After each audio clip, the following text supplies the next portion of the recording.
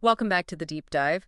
We're looking at a really intriguing source you shared, The Dragon's Cosmic Gaze. Mm. And right off the bat, that title signals we're not dealing with your standard history text, are we? No, not at all. It definitely promises a different angle, a perspective that kind of pushes back against our usual modern way of seeing things. Exactly. So our goal here is to really unpack it. We want to get a handle on the main ideas it presents about, well, ancient perception and sort of explore what it suggests we might gain or maybe what we've lost by moving away from that view. And it uses this figure, Zoran, an ancient being, as a narrator, Yeah. which isn't just fantasy, it's a framework, really. Right, a way to contrast these two worldviews, the ancient and the modern, which are philosophically quite different. Fundamentally different, yeah. Okay, so let's dive in. The source kicks things off by describing how we tend to see the world now. The modern gaze. Yeah, we see parts, right. We break things down, we categorize, we separate. You know, a tree is a tree, a rock is a rock, a body is, well, often just a complex machine. Very analytical, dissecting everything. And the source acknowledges, look, we gain incredible precision doing this. I mean, obviously modern science proves that. Absolutely. The detail is amazing. But then it makes this claim, in gaining all that precision, we've maybe lost something it calls an ancient resonant truth. What, according to the source, was that truth? Well, this is where it gets really interesting. The source argues that this lost truth is tied to how they perceive the universe itself. For them, it wasn't a collection of separate objects. Not at all. No. The fundamental premise, as the source puts it, was that the universe was alive, a vast sentient being. Wow. Yeah, imagine that. Everything interconnected, woven together in this, hmm this magnificent tapestry of sympathies and correspondences. That's the source's phrase. Sympathies and correspondences, so not just poetry. Not just poetry. According to the source, this is their bedrock reality, their fundamental operating system, if you like, how they understood existence itself. Okay, so if the universe is this giant, living, connected thing, how did people see themselves fitting into that? That leads to the macrocosm and microcosm idea, right? Exactly. That's a key concept the source explores. Yeah. The macrocosm, the grand universe, the cosmos, and the microcosm, the human being, the body. They saw them as reflections of each other. A mirror image, almost. In a way, yeah. And the source gets quite specific about how this connection was thought to work. Like what? What kind of examples does it give?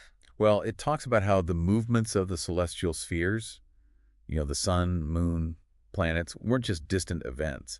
They were believed to directly influence the humors in our blood. Ah, the humors, okay. Right, and the elements fire, earth, air, water weren't just passive substances. They were seen as like vital forces, active energies, And these mirrored things within us. qualities within our souls, yeah.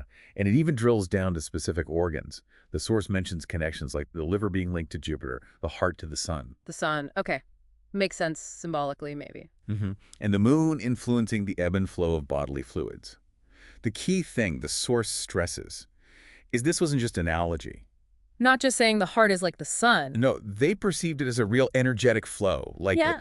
the source calls it a network of unseen wires Yeah. connecting all of creation. A network of unseen wires. That a powerful image. It really shifts how you might think about cause and effect, doesn't it? Completely. And this idea, this profound interconnectedness, is what the source says underpins another concept it brings up, the doctrine of signatures. Right, the doctrine of signatures, where plants that look like body parts are used for those parts, like walnuts for the brain or... Yeah. Exactly. And the source's argument is that this doctrine only really makes sense, only has a coherent logic within its historical context, if you accept that foundational belief. The belief in the living, unified universe. Precisely. Because think about it from their perspective, as the source lays it out. Why would a plant shaped like a liver help the liver? Yeah, to us that sounds, well, a bit random. Wishful thinking, maybe? But for them, if the universe is this single living organism created or animated by some intelligence or spirit, Then it would make sense for there to be clues. exactly, the creator would leave clues, signatures, within the creation. Yeah. Visible marks that act like a cosmic language, guiding people to understand the hidden properties, the virtues of things. So the shape wasn't accidental, it was a sign. It was a sign, a deliberate signature revealing its purpose. The source puts it rhetorically. How else could a plant's shape relate to an organ, or a flower's color indicate a cure for a specific humor? Their answer, according to the source, was design. A benevolent design, even. Yes, a benevolent universe revealing its secrets, a kind of inherent order and meaning. So the source argues, if you take away that core belief in the interconnected living cosmos, Then the doctrine of signatures just falls apart. It loses its rationale. within that historical context, yeah, it becomes meaningless, as the source puts it, just a collection of odd beliefs. Okay, so it's built on this really deep philosophical foundation. It wasn't just folklore. Not according to this interpretation, no. And the source doesn't just explain this. It actually gives us a way to try and feel the difference, right? This dragon trial exercise. Yeah, the dragon trial. It's presented by Zoran as a challenge, really. A way to confront our own ingrained, sort of fragmented view. To try and see through the interconnected eyes of the ancients, as the source says. How does it work? It's pretty straightforward, actually, but quite revealing. You pick a totally mundane activity, something you do every day without thinking. Like making coffee, washing the dishes. Exactly. The source uses brewing coffee as an example, or walking, opening a window, anything. First step. Yeah. Describe it purely mechanistically. Okay, so for coffee, water heats up, it hits the grounds, dissolves stuff, drips through the filter, cause and effect. Right. Simple physics and chemistry. That's our default mode generally. Just completely normal. But then the second step is the real challenge. You have to find cosmic correspondences for every single element involved. Cosmic correspondences, what does that mean in practice? So for the coffee again, where did the water come from? Think about the whole cycle. Clouds, rain, rivers, the earth it flowed through, the sun's energy driving it all. Okay. Wow. The heat source, Mhm. connected to fire, the sun, the idea of transformation, energy. The coffee grounds, from a plant grown in soil, needing sun and water. The process itself, dissolution, extraction, maybe it symbolizes awakening, energy transfer. You're connecting every little piece back to these bigger natural forces or symbolic meanings. That's the idea. You try to see the mundane action as participating in these larger cosmic patterns and flows. And the source asks us to reflect on doing that, right? Like, how did it feel? Yeah. Was it difficult? Awkward? Strained?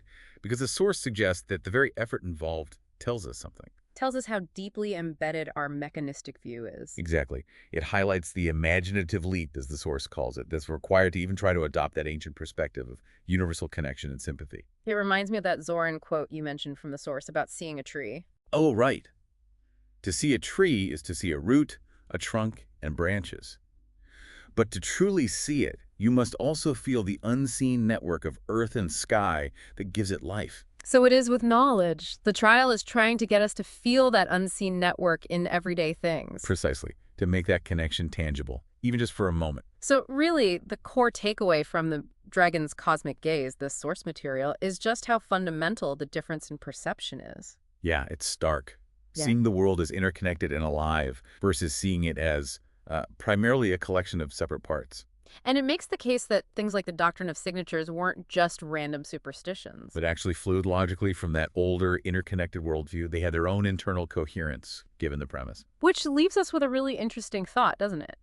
Building on that dragon trial idea, what are we potentially missing? Right. What do we lose or perhaps fail to see by almost exclusively using that mechanistic lens? What kinds of insights or even just a different quality of experience might pop up if we did occasionally attempt that imaginative leap? Trying to sense those unseen connections in the everyday. Yeah. In just brewing coffee or walking down the street, what might that reveal? It definitely makes you wonder what stands out most to you from this whole perspective. Well, thank you for sharing the source and walking us through this fascinating deep dive today. My pleasure. It's thought-provoking stuff.